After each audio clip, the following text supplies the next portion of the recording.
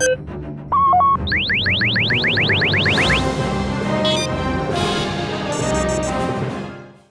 folks, and welcome to Rewrite. I am Matt. That is Brennan. We are going to talk about another author. We're going to switch to comic books for the first and only time here. No, it's not the first and only time, is it? No, it's not. There is another. There is another. I forgot about this. All right, so this author is one of my favorites. He is responsible for the excellent Dark Empire series. Yes. And Dark Empire 2, we're talking about Tom Veitch, the man, the myth, the legend. This is where we're going to differ here. Now, we don't always have to agree, but I have an episode later on coming up where I think it's bad. Brennan doesn't. But Brennan believes that Empire's End is Tom Veitch's worst. Now, before you say that, let me tell you why I do not believe that. It's not Tom Veitch's fault. As we all know, the issue with Lucasfilm came up. He made it a two-part series. For what it was fine. I understand. Yes, I want it to be longer. Duh. It did not. But for what he delivered in a two-part series, he got us the cream of the crop. Yes, it does feel a little rushed. But at the same time, I read it. I was like, he got the ending, not exactly how he wanted, but we got to the point. I have no problem with this, and I don't consider it a complete and utter miss with his other stuff. But break it down for me. Why is this his worst? Well, Tom Veitch is someone that we hold in very high regard, obviously, as you've mentioned, responsible for not only Dark Empire, but Tales of the Jedi as well. Really fleshed out that early era of Dark Horse comic storytelling. I think the first great stories that we got in the expanding universe in the way of comics were a product of his mind. And that's no hate to the original Marvel comics. I really enjoyed those. But Tom Veitch made these comics gritty. He made them cinematic stories in these panels. I mean, let's give him credit for Tales of the Jedi, which creating a whole new generation, whole era that is so unique and it's drawn so well. But that came from his mind too, and gave us characters that are legendary and stick with us today. Yeah, they were from 4,000 years ago. We shouldn't even care about these characters, but he makes you care.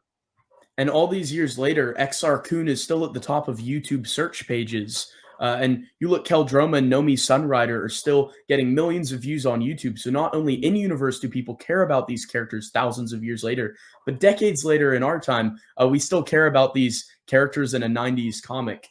And with Dark Empire, he was tackling what some people might have thought is the impossible, a comic book sequel to the Thrawn trilogy. He had his work cut out for him. And for the most part, I think Dark Empire sticks the landing completely.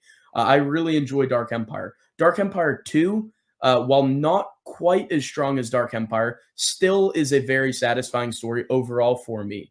But it's Empire's End where it finally drops the ball. And like you mentioned, studio interference, the unamicable separation kind of between Veitch and Lucasfilm came at a very unfortunate time. I would have loved decades more storytelling from him for Dark Horse Comics. He could have gone to so many eras, fleshed so many things out. The shape of the EU would be a different landscape if he'd stayed with Lucasfilm. Yeah, but with Empire's End...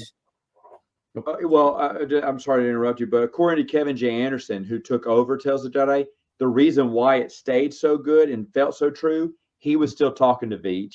Yeah, he was still making sure to follow that storyline that he had written out. Since Veitch got ostracized, Kevin he said he was not going. He was teaming up with Tom, and when Tom got ostracized from it, he said he was still calling Tom, checking with Tom on things, making sure he followed out the rest of the plan.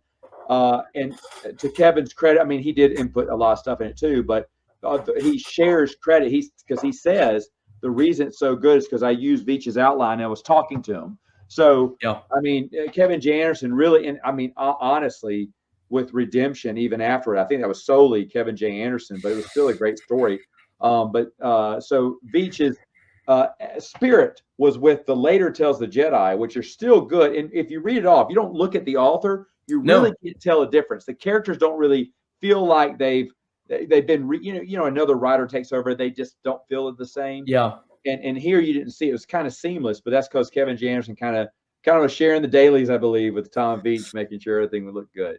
perhaps risking his job to do so as well, which is something I love about KJA. He would communicate with the blacklisted authors Yeah. several times in his career, which is fantastic. Yeah. That he was willing to kind of jeopardize himself a little bit to make sure the stories remained consistent.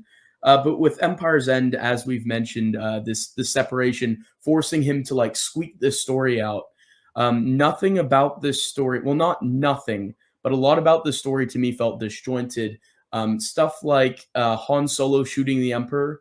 I get that that's Han, but I don't know if Han Solo is who I envisioned as being the first person to start to take down the big bad of the original trilogy.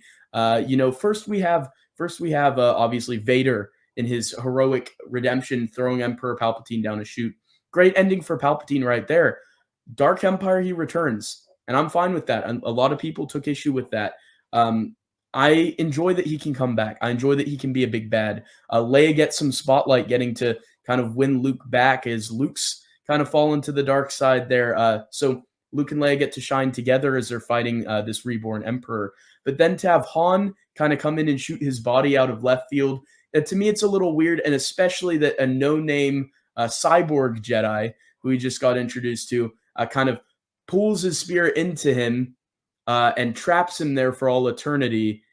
I felt that was a little bit weird. If I were to rewrite it, I would have had Luke and Leia together. Maybe even, might sound corny, but maybe joining hands, fighting him back together, fighting his spirit back together as brother and sister, as the product of Anakin, as his legacy, his lineage continues.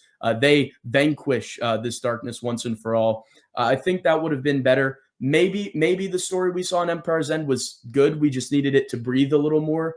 It would have benefited from a couple more issues, and maybe Veach's original vision was different. I don't know, but the ending wasn't it for me.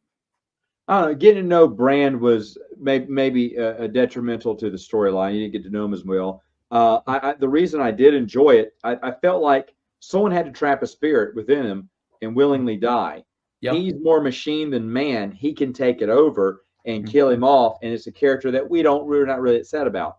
I think at this point, Cam Salyer, who's been a part of 2, you could say it was him, but is he strong enough? Brand was listed as an old Jedi Master who knew what he was doing.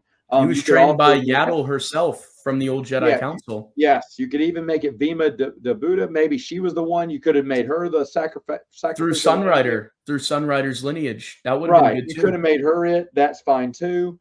But I'm fine with that. I thought it was great that Han finally got to do something, stand up to the Emperor, because he didn't get to do much. He's the Xander of the Buffy universe, the guy without superpowers, the guy who did. So, but you know what? He wants to do everything again. You stay away from my kid. He can't do that much in this. He's not a Jedi, but he'll do what he can. So he got the final shot on a weak clone. Let's say not the Emperor at full strength. He never would get that off. But Han finally gets to throw his throw some cards in the hat and say, hey, look, I'm a player in this too. I can do something too. I enjoyed it, but again, it's for the matter of public opinion there. And you know what? For fair is fair. I'm gonna let the group decide here. So guys in the chat, is Brennan correct? Is Empire's End just a mess? Is it a mess and does it need a total rewrite? Or do you like? I think everyone will agree it didn't go long enough. Yeah, I'm even giving that. But let's say as the 2 issues go, do they stand to be a decent ending, or you're like, no? If I had 2 different issues, I'd rewrite it. I'd rewrite it from the ground up and do different things, like Brendan said. Or do you have your own idea? Let us know in the comments below, and I'll delete them if you pick Brandon. I'm kidding. I'm kidding. And we'll see you next time.